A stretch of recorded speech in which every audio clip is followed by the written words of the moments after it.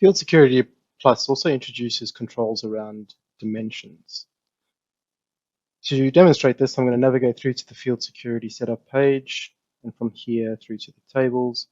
And again, I'm going to use the customer table in my example.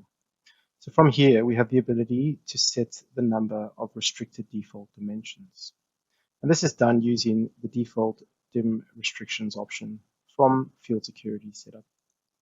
I'm going to navigate through, and based on the table that I have filtered for, in this instance, the customer table, I have disallowed users the ability to change the area and to change the salesperson dimension against the customer.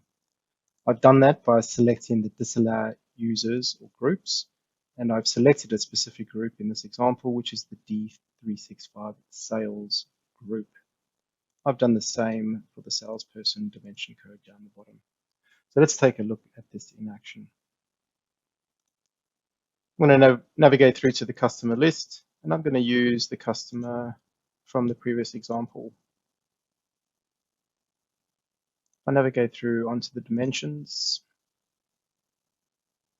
and I select area as one of my dimensions and give it a dimension value.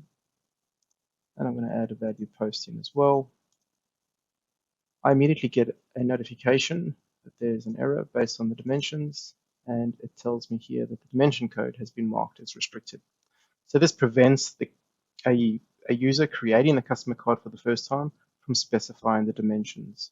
It needs to be done by a user who has the correct permissions to alter default dimensions against the customer record in this instance.